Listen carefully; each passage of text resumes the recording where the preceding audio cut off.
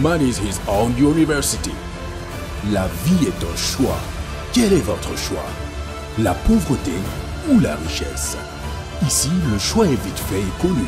C'est la richesse, la prospérité, le bonheur, l'abondance, l'éducation honnête, l'amour, le pardon et le partage.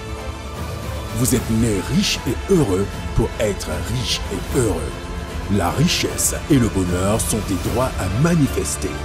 Ne laisse personne te dire le contraire. Même pas moi, coach Simon Ouedraogo. Nos conférences, séminaires et formations sont taillées sur mesure pour vous. Mesdames et messieurs, bonjour, bonjour à tout le monde. Bienvenue dans la chaîne une des chaînes les plus importantes du continent, du monde.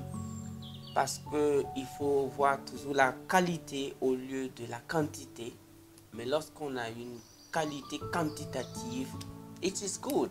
C'est pour vous dire que quoi, je suis content de savoir que vous êtes abonné sur cette chaîne. Je suis content de savoir que vous m'envoyez des messages, des encouragements et toutes ces appréciations. Thank you so much. Merci beaucoup. Aujourd'hui, dans cette vidéo, j'aimerais vous parler d'une méthode qui va sauver, je dirais, le continent africain. Pourquoi? Parce que je l'ai expérimenté moi-même et ça marche comme des arachides, ça marche comme de l'eau et j'aimerais proposer cette méthode parce que quelqu'un a dit que quoi? Le secret est qu'il n'y a pas de secret. Et deuxièmement, il y a plusieurs personnes qui ont souvent tendance à garder tout pour eux. Quand ils découvrent quelque chose qui marche, la moindre des choses, c'est d'aller partager, à moins que ça ne marche pas, à moins que tu doutes. Puisque quand tu découvres quelque chose, par exemple en 2020, celui-là même qui va découvrir la même chose en 2021, à moins que tu aies arrêté de l'appliquer ou tu décides de dormir sur ton laurier, la personne ne peut plus te dépasser. C'est pourquoi, quand tu apprends quelque chose cette année, tu mets en application et que ça donne des résultats, je dirais, intéressants, pourquoi ne pas partager ça en 2022? Mais il y a des gens qui ont appris des stratégies en 2000. Pendant 20 ans, il est là-bas. C'est de ça qu'il vit. Il a construit dans cette stratégie. Il voyage dans cette stratégie. Mais 20 ans après, il est toujours assis sur la chose, croyant, se disant que c'est un secret et il ne partage pas. Donc, chacun de nous a, je dirais, cette petite dette-là, qui vraiment, cette dette de partager. Qu'est-ce que tu as découvert? Qu'est-ce que tu as fait et que ça a donné des fruits? S'il te plaît, partageons. C'est dans ces partages-là que nous allons sauver cette jeunesse, bon, je dis nous-mêmes, que nous allons nous sauver nous-mêmes. C'est dans ces partages que nous allons pouvoir vraiment, de façon honnête, sortir tous nos petits frères de ce carcan, je dirais, économique, spirituel et mental. Donc, cette méthode que je viens vous partager, c'est la méthode AMRICH.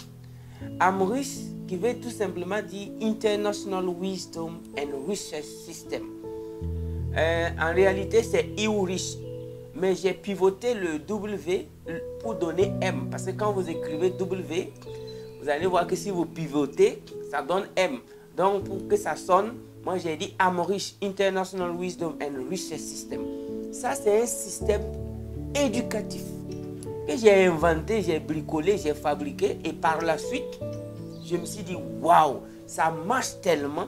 Puisque j'ai fabriqué AMRICH de par mon expérience de tireur de coups, de par mon expérience de quelqu'un qui ne croyait pas fermement à ce qu'il apprenait à l'école parce que ceux qui ont cru sont devenus des spécialistes en concours.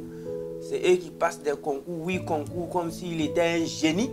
Parce que quand tu déposes 8 concours, ça veut dire que tu as le QU de Albert Einstein. Tu passes sociaux, tu passes douane, tu passes la police, tu vas aller chercher à être financier. Aujourd'hui, il y a des gens qui sont capables de déposer 8 concours, lui seul. La question que je me pose ou je te pose, si tu étais aussi intelligent que ça, pourquoi tu ne crées pas ton entreprise? Les gars, ils passent 8 concours. Ils brûlent les feux. Ah, il va aller passer la gendarmerie. Après, il va aller passer la police. Dans la même journée, il va composer douane. Dans la même journée, il va aller tenter d'être forestier. Dans la même journée, il va aller tenter d'être agriculteur. Ça veut dire qu'à partir de là, le mot passion a disparu.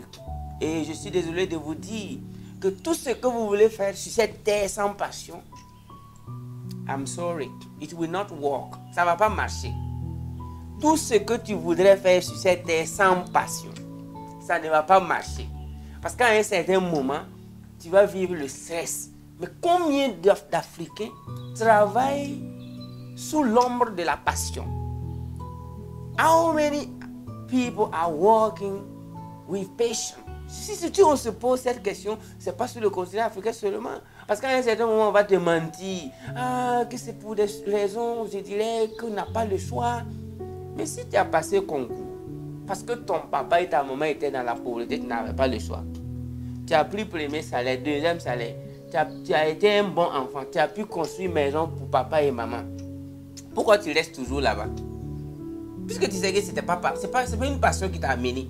Donc, ton premier salaire, deuxième salaire, tu utilises ça pour... Il y a beaucoup de gens qui viennent se justifier chez moi que lui, il était obligé de passer des concours pour subvenir à ses besoins. J'ai dit, c'est bon, mais aujourd'hui, là-haut, tu as subvenu, oui ou non? Pourquoi tu ne changes pas d'activité? Donc, moi, personnellement, de mon CP1, j'ai dit bien CP1, jusqu'à ce que je quitte l'école, j'ai toujours eu une activité. À ma classe de CP1, j'étais le directeur général de la chasse des oiseaux dans les rizières à l'âge de 7 ans, à peu près 7 ans. Donc, chaque fois qu'il n'y a pas cours, c'est moi je suis devant avec lance-pierre pour qu'on parte chasser les oiseaux dans les champs de riz. Ça se passait en Côte d'Ivoire. Donc, il y avait des petites collines là, sur les champs. Donc, nous, on monte là-bas, on fait des hangars, on met des épouvantails et on va chasser les oiseaux jusqu'à 18h. Surtout quand c'est samedi, dimanche, on part à 6h. À 6h00, on est au champ. Alors que les champs, généralement, c'est à 3, 4, 5 km. Mais à 6h00, nous, on est au champ. On a fait ça jusqu'à CP1, CP2, les rats, les agoutis qui viennent bouffer les riz. Nous, on doit se lever. Les parents n'ont pas ce temps. Les écureuils qui venaient bouffer le cacao, c'est nous, on devait s'assurer de la sécurité des cacaoyers. Donc, tout ça là, c'était une école parallèle pour moi. Et une fois que je viens au Burkina, je fais 2 années blanches, je deviens berger pendant 2 ans. Et pendant ces 2 ans, c'est des années blanches. Je suis encore en brousse avec mes animaux, où j'ai beaucoup appris avec la nature. C'était vraiment mon plus grand contact avec la nature, c'est quand j'ai été berger. Les bœufs, les noms des bœufs, donc tout ça. Et par la suite, je me suis dit, je reviens à l'école pour voir qu'est-ce qui se passe. Et quand je suis revenu à l'école, bon, on était obligé même de supporter beaucoup de choses parce que étant enfant, même en classe de 6e, je ne m'entendais pas trop avec mes enseignants de SVT parce que quand j'étais en Côte d'Ivoire, les lichens et les fougères, là, ce sont des herbes sans fleurs, des plantes sans fleurs qui attaquaient. Et nous, on passait notre temps à couper les fougères. Et donc, à ma classe de 6e, on devait faire des plantes et tout, 5e, là. Et quand la maîtresse parlait de ça, moi, je trouvais que, on dirait que la dame là n'a jamais été dans un champ de riz. Moi, comme ça, je dirais petit baoulé raté, qui connaît comment se passent les plantes, les champignons. Nous, on prenait les champignons, les mollusques, on ramassait les escargots, on vendait avec les bêtés, les baoulés. Et maintenant, je viens m'asseoir dans une salle de classe, on veut me parler de vers de terre que nous, on prenait pour aller pêcher les poissons là. Poissons là. Nous, on partait pêcher avec la main dans les bas-fonds. Et j'ai la chance de me retrouver après toutes ces années dans une classe où on doit parler de vers de terre. Des animaux vertébrés, les animaux invertébrés. Selon vous, un enfant comme ça, comment il se sent en classe? Il se sent en prison parce que l'enseignant même n'a jamais vu vers de terre. Il se sent en prison parce que l'enseignant n'a jamais cultivé riz. J'ai dû supporter ça. 6e, 5e, 4e, on devait faire des roches. On devait étudier des volcans. C'est vrai que je n'ai pas vu volcan, mais au moins les roches là, nous on ramassait ça pour vendre. Le quartz, on ramassait le quartz. Donc, imaginez-vous un enfant qui doit supporter tout ça là, parce qu'il veut devenir quelqu'un dans la vie, parce qu'il faut aller jusqu'au bac. On avance, on dit troisième, on parle maintenant, on veut étudier le corps humain, les animaux. Chaque année, quand je vais au village là-haut, nos parents, on égorge les animaux. C'est moi encore, j'étais le directeur. Et quand on égorge mouton, c'est nous, on prend mouton là, on va aller déciqueter, enlever tout. Intestin, grêle, tout. Donc, quand on parle les bœufs, ça c'était les grands frères. Nous, on attrape et puis on enlève la peau. Donc, moi, j'ai tout vu. C'est-à-dire les foies, pancréas. J'ai vu ça et on a préparé les intestins là, manger. Imaginez-vous un enfant qui a fait ça. Et l'enseignant vient, il met au tableau qu'on va étudier l'estomac ou quoi de la vache ou Comment cet enfant se sent? Il se sent d'abord bien parce que, mais quand l'enseignant parle là, disant que lui là, il n'a jamais égorgé poulet.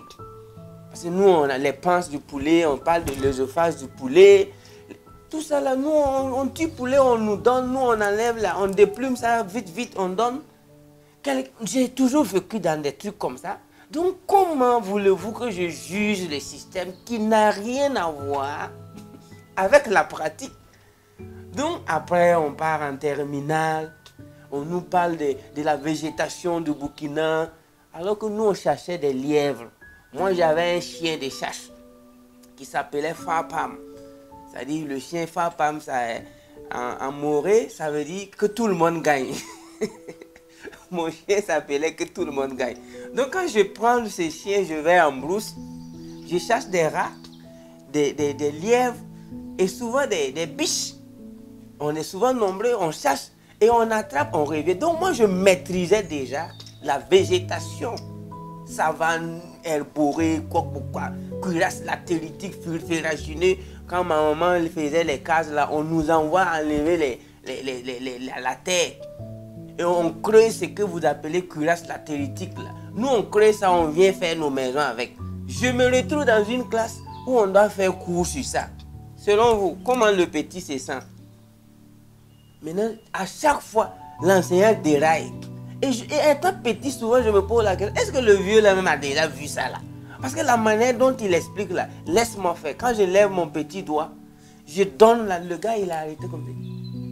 Donc j'ai noté, j'ai dû supporter tout ça là pour aller faire ce que vous appelez communément bac là. Et quand j'ai eu ça, je me suis dit allons à l'université pour voir comment les choses se passent. Et étant interprète de haut vol, je prends l'avion pour interpréter, je pars pour faire anglais encore. Je m'avais trouvé que la théorie est 98% et la pratique c'est 2%. Alors que c'est un homme qui a été formé de façon naturelle par la nature sur le terrain. Comment voulez-vous que je fasse? Que voulez-vous que je dise à mes petits frères? Allons sur le terrain, pratiquons. C'est ainsi que j'ai fabriqué le système éducatif qui s'appelle AMRIS, International Wisdom and Research System. Et ce système éducatif, ce n'est pas une école privée. Il y a beaucoup de gens qui m'appellent. Ah, le coach, je veux venir dans ton école. Je vous explique que c'est un système. Et si tu rentres dans ce système, en cas d'échec, tu deviens riche. Et en cas de succès, tu fabriques des riches. Do you hear me? Do you hear what I'm saying? Tu viens dans mon système, AMRIS. En cas d'échec, tu deviens riche. Et en cas de succès, tu fabriques des riches. Parce que chaque adulte devrait être une usine de fabrication de riches. Chaque adulte sur cette terre devrait être une usine de fabrication de riches. C'est-à-dire quand tu as un adulte qui a 30 ans et plus, quand tu crois des jeunes de 15-20 ans, en un temps de mouvement, tu les transformes en riches.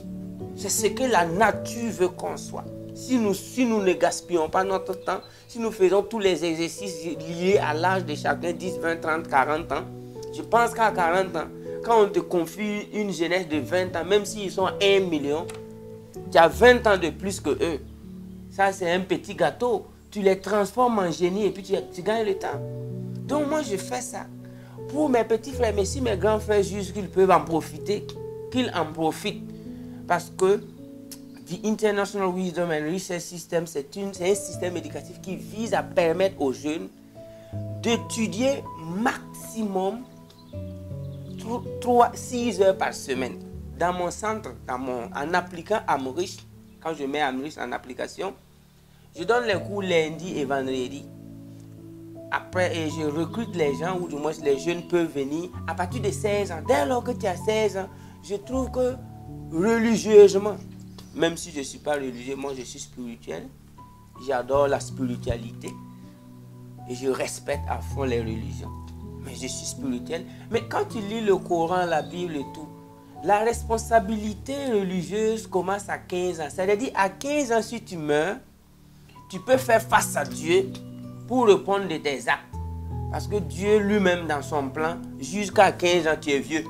Maintenant, socialement, à 18 ans, tout ce que tu fais dans la société, on peut t'emprisonner à 18 ans parce que tu es responsable de tes actes.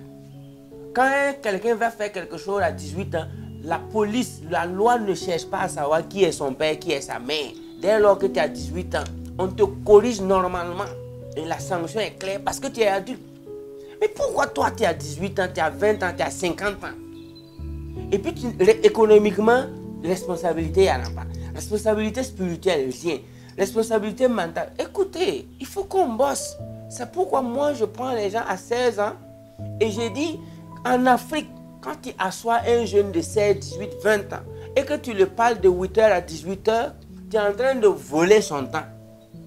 Il n'a qu'à aller travailler. Parce que c'est ce que j'ai dit à mes étudiants. Donc moi, je les prends 3 heures lundi, 3 heures vendredi et c'est fini. Et quand ils font 3, 4, 5 mois avec moi, je passe maintenant à 3 heures par semaine. C'est-à-dire tous les vendredis, je donne cours 3 heures et puis chacun, allez-y entreprendre, allez-y lire, allez-y contempler la nature. Et j'ai appliqué ça et en un an, j'ai fabriqué des génies. En un an, il y a des jeunes qui sont sortis entrepreneurs. Vous aurez la chance de les voir. D'autres les ont déjà vus. Il y a d'autres même qui prennent déjà cours avec ces jeunes-là. Ils ont créé leur entreprise. Aujourd'hui, ils donnent cours. Je suis très très fier de ça. Parce que j'ai compris que si toi tu t'assois pour bosser comme si tu veux fabriquer un avion, c'est toi qui bosses comme si c'est bateau, tu veux fabriquer après tes études. Après tes études même, tu ne peux pas fabriquer aiguille. Après 20 ans d'études, tu ne peux même pas fabriquer aiguille. Après 20 ans d'études, simple montre qui bouge, là. Toi, tu ne peux pas fabriquer. Alors que les jeunes chinois, là, tu vas en Chine, ceux qui fabriquent les montres, les trucs, là, ils ne sont même pas pubères. Hey, mon ami, chère jeunesse africaine, let's wake our mind and face the reality. Il faut qu'on réveille notre esprit et faire face à la réalité. Donc, le système d'Amrish consiste à prendre des jeunes et à les éduquer 6 heures par semaine. C'est la International Wisdom and Research. Et là, tu lui montres la sagesse et la richesse. La richesse sans la sagesse sans la richesse aussi. C'est pourquoi Albert Einstein a dit que quoi? Que la religion sans la science est boiteuse. Et la science sans la religion est dangereuse. Mais je remplace le mot religion par spirituel. Mais c'est pourquoi la sagesse sans la richesse est boiteuse. Mais la richesse sans la sagesse est dangereuse. Donc moi je veux que essayez d'appliquer le système Amrish dans vos familles. Vos enfants seront des millionnaires avant 25 ans. En tout cas, dans mon centre, dans mon école, j'ai des jeunes de 25 ans qui ont commencé à payer des voitures. Alors que moi j'ai payé ma voiture. Je ne vais pas vous dire à quel âge, ça me fait un peu honte quoi. Donc, j'ai des jeunes de 18 ans qui ont loué des bâtiments de 150 000 francs le mois. J'ai des jeunes de 22 ans qui emploient déjà des gens. Et je l'ai appliqué il y a 1 an, 6 mois. 1 an, 6 mois. Les plus vieux de mon centre ont 1 an, 6 mois. Les plus jeunes ont 3 mois. Vous voyez un peu? Ça marche. Mais d'ailleurs, il y a quelques-uns aussi qui ont fui parce que le système est rigoureux. Je les apprends tout. Le cinéma, la musique, l'agriculture, l'élevage, le développement personnel, la physique quantique, la métaphysique, je dirais encore quelle matière, le cinéma, j'ai déjà dit le cinéma, la cuisine, l'art culinaire, c'est-à-dire toutes les matières praticables, la programmation. Les étudiants deviennent des programmeurs chez nous. En un temps de mouvement, ils créent son application. Ça s'appelle the International Wisdom and Research System for Young Africans. Et ça, c'est taillé sur mesure pour la jeunesse africaine parce que nos parents ont perdu plus que le temps. Et nous, on ne doit plus perdre le temps. I really, really love you. Africa is the future. Thank you so much.